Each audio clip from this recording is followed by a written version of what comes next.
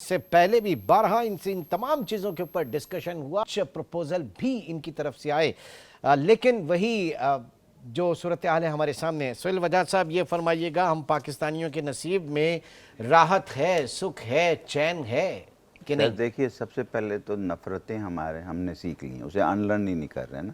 सब नफ़रतें फैला रहे हैं, नफ़रत अंधा कर देती है, तो हम सब अंधे हैं। इसलिए सिर्फ गालम गलौच और ये मैं बात करता हूँ बीच में कुछ पढ़ी लिखी बात करने के लिए कि अनलर्न करके लर्न करो, कुछ तो कोई सुनता ही नहीं है। भैंस के आगे बीन बजाओ। अभी आप देखें, पिछली दफ़ा मैं कह के गया बिजली बढ़ेगी, सब ने कंट्राडिक्ट किया, आपके पास सरकारी लोगों ने नहीं होगी। पेट्रोल मैंने कहा बढ़ेगा, ये बढ़ेगा।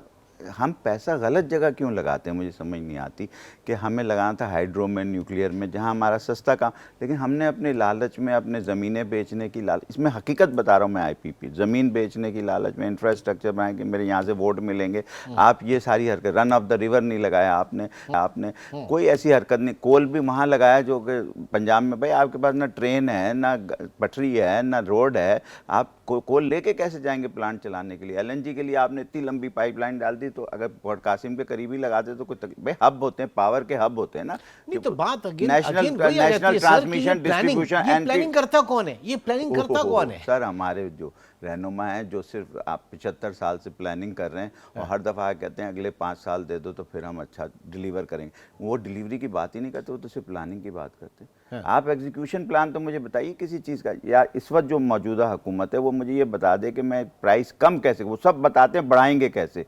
ये जो आप कह रहे हैं तारीख का सबसे बड़ा एडजस्टमेंट, ये सबसे बड़ा फ्रॉड होने जा रहा है आपके साथ, अरबों खरबों डॉलर का। ये कोई नहीं है भाई, मैंने आपको आके बिल पढ़ के सुनाए थे ना कि कैसे आता है, ये आके बताया तो सही। नेपरा वाले क्यों कहते हैं कि 13 रुपए बढ़ा दो? भाई किस लिए बढ़ा दो? जबकि ऑलरेडी मेरे ख्याल से 7 नहीं, मुझे बताएं कि वो उसकी रीजन देना आवाम को, आके मेरे सामने आके बैठ के बोले इसलिए बढ़ाऊंगा। मैं बता सकता हूँ कैसे कम करना है, लेकिन मैं क्यों बताऊं जब मुझसे कोई सुनने को तैयार नहीं है। वो तो ये कह रहे हैं जनाब, वो नेपरा और हमारी जो CPPA है, जो प्राइस परचेज अथॉरिटी है, वो सर, वो तो सब सिर्फ चोरों से भरी हुई है। डिस्कोज के लिए काम कर रहे हैं, या मतलब डिस्कोज के एजेंट यार बने सब हुए हैं। उनके पेपर, सब उनके रोल पर हैं। देखिए सर, ये आप उसके ना दोनों तरफ नहीं खेल सकते।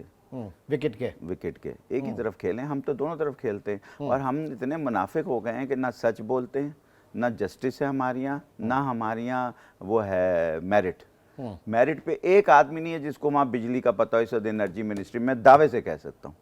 अच्छा, कहा यह जा रहा है कि जनाब सारे लुफंगे भरे हुए। ये एनर्जी, ये जो मिक्स चेंज हुआ थोड़ा सा, और उसमें क्या जो मिक्स चेंज हुआ? नहीं, एनुअल मेंटेनेंस के लिए आपकी जो नहरें बंद हुई हैं, ज़रा इसके ऊपर मैं आपका कमेंट चाहूँगा, लेकिन पहले ज़रा नाजरीन को ये बताऊँ कि जनाब हाइड्रो जनरेशन, जो पानी से बिजली जो पैदा होती है, उसमें कितना फ़र्क, यानी नवंबर 2023 में 36.5% बिजली जो है वो हाइड्रो जनरेशन थी हमारी। उसके बाद दिसंबर 2023 में 24%, और उसके बाद जनवरी में वो रिड्यूस होकर 11% पर गिर गई। यानी 3 महीने के अंदर इतना बड़ा डिफरेंस जो है वो देखने में आया।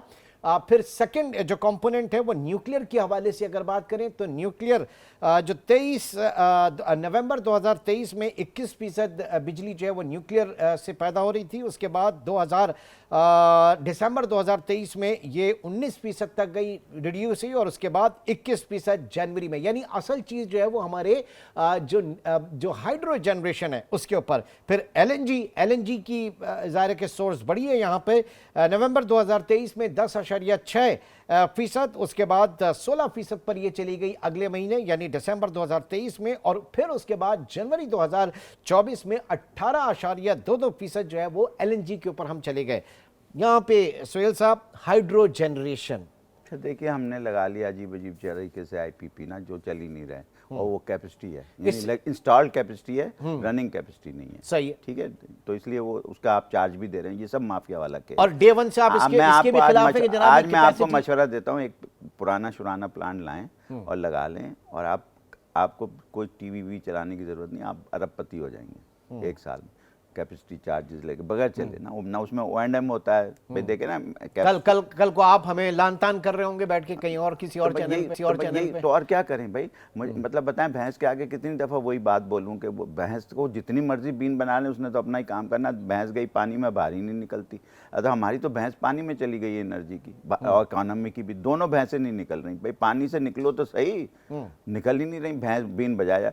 बात सारी ये है कि सर देखिए हाइड्रो में पैसा खर्च करना, रन ऑफ द रिवर बनाना चाहिए था जैसे गाजीपुर होता है ये, और बहुत सारे, चलो डैम नहीं बना सकते पॉलिटिकल, डैम क्यों नहीं बना सकते? अगर डैम बनानी तो हम सियासत किस पे करेंगे? सर डैम बन गया तो आपको पैसे कहाँ से मिलेंगे? आपको जो फॉरेन फंडिंग आती है ना डैम बनाने की, वो कैसे आएगी ये बताइए। ना डैम बनाने की फॉरेन, मैं आपसे आई कैन अश्योर यू, आप ब्रेक ऑडिट करवा लीजिए। एक ब्रेक की कॉल है, जरा इसी के ऊपर मैं फोकस करूंगा। नाज़रीन, सुहेल वजाद साहब इस वक्त हमारे साथ मौजूद हैं और उनका कहना यह है कि डैम ना बनाने की फॉरेन फंडिंग इस वक्त हमें मिल रही है। पार्टी पे इसी की आती है। एक छोटे से ब्रेक के बाद दोबारा मिलेंगे।